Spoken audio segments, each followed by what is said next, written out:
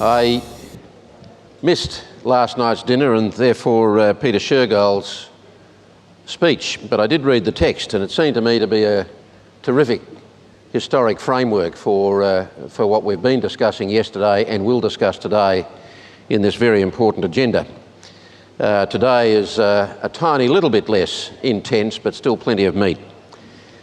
Good to see you back here. Just one more reminder again today to put your phones on silent if you really must stay connected. And I'm going to introduce, just to recap on yesterday and perhaps look ahead to where we want to go today, I'm going to ask Robin Shreeve, Chief Executive of the Australian Workforce and Productivity Agency, and Karen Taylor, Chief Executive of Government Skills, to give you a brief introductory message. Thank you.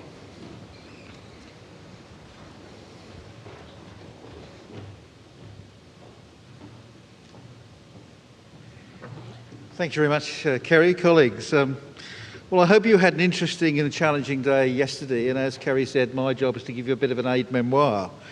To an extent, Peter Shergold, in his very witty, but despite the self-deprecation, scholarly and highly thoughtful speech after dinner last night, summed up one of the central themes to emerge from yesterday's conference. Is the future of work utopia or dystopia? Will it mean a utopian elimination of routine and repetitive work as machines take care of the boring bits? Or will it mean dystopia, with advances in information technology bringing with it a new form of digital Taylorism, with the disaggregation of professional work skills? I could not help noticing how Phil Riven told us that we had never had so much leisure time, but few on the Q&A panel seemed to appear to believe him.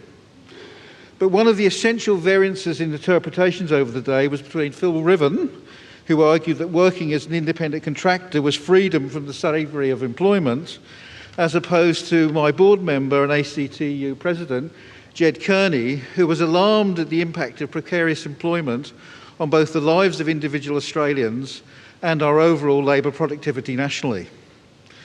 I cannot help thinking your view may be influenced by whether you are a contracting neurosurgeon or a contracting cleaner. Two other members of the agency board, Keith Spence and Dr. Michael Keating, explained how our four scenarios will be used, not as forecasts, but as alternative views against which we can stress test our policy recommendations in the new national strategy, which will be released at the end of the year. I was a bit worried about how two of our other board members, John Edwards and Heather Ridout, might react to Mark Burris's interesting but individualistic take on the state of the Australian economy, in particular Reserve Bank policy. Both John and Heather are on the Reserve Bank board, but discretion will mean that we will never know what they thought about Mark's opinions. Three other board members, Professor Gerald Burke, Peter Anderson and Mari Persson, have all been great supporters of our work on skills utilisation. Professor Chris Warhurst has been a consultant on this project. He introduced two very different case studies from the financial services firm Pottinger and the animal charity, the RSPCA. Maybe it's because I'm an animal lover that I find the RSPCA case study so appealing. How this charity, whose donors want all the money spent on animals, redesigned their organisation and some of the jobs, which meant with training they reduced their work cover bill by over $600,000 so they can indeed spend more money on the animals through better work utilisation. With a chair from the IT industry, it is hardly surprising that IT was a theme. Ziggy Switkowski was one of a number of speakers who highlighted the threat, or is it the opportunity, of MOOCs, the mass online open courseware, with Ivy League American universities making their courseware available free on the web. And finally, Darren Williams from freelancer.com probably won the prize for the most photographed slide of the day. Everybody got their iPad out. The one with the globe being covered in red and green trails, showing how much work was being sourced online, specified in the West but sourced in the East. Change is ubiquitous. Though I did not have the thrill of coming here today on rocket-powered roller skates, I did recently have a very personal reminder of how things have changed over the last 20 years.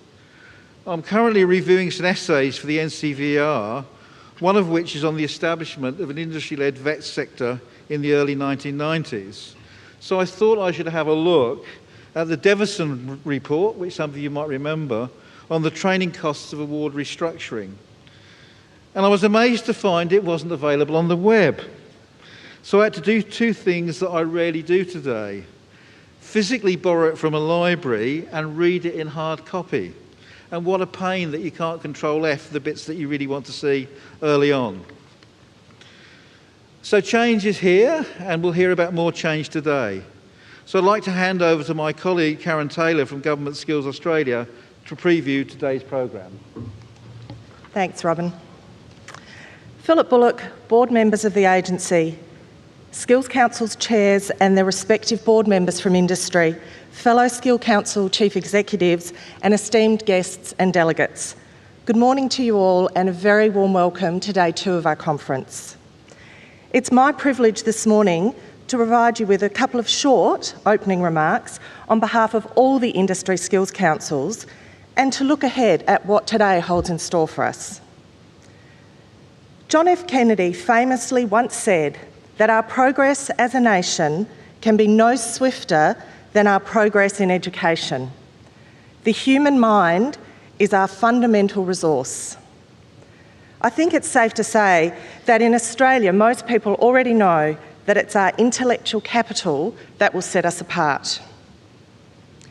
Now, more than ever, the aptitude of Australian business, our workforce, and the agility of our tertiary sector will dictate our future. However, this is a mindset that is also shared by Australia's competitors. China has already entered into a period of mass higher education. India plans to increase its proportion of young people going to university from 12% to 30% by 2025. That's only 13 years. Every third person in the world is currently connected to the internet. For any of us that have spent 20 minutes on the internet that we then realise has actually been 3 hours and we missed lunch, we know the power of knowledge and how addictive that knowledge is. We have the power to dream and to wonder and to get utterly lost in why, what if, and how. Just think how that's igniting the fire of innovation around the globe. Yesterday we glimpsed into our future. This morning we'll hear about its ramifications with an eye-opening presentation from Professor Hugh Laudner, co-author of the Global Auction. Following morning tea, we have 4 concurrent breakout sessions that feature companies already positioning themselves well into the future. You'll hear about their journeys, the hard decisions they've made, the pressures, and how some of Australia's most iconic companies are using the national training system as a key partner in their business strategy. Later this afternoon, we'll hear about the powerful role of informal learning and how it can unlock the latent potential in our workforce. And then we will finish off with 2 great sessions where you get to meet the future. Yesterday it was said that when we first started planning for this conference, the recurring phrase we used was provocative. We wanted our speakers to make people question themselves and to question others. I think our speakers have more than risen to this challenge, and I am very much looking forward to today's program. Again, we'd like to encourage you to play an active role in the conference, to ask questions of our speakers, and to join us on Twitter during the robotics session. On behalf of the Industry Skills Councils and the agency, can I conclude by wishing you a great second day and express a very sincere thank you for your attendance here today.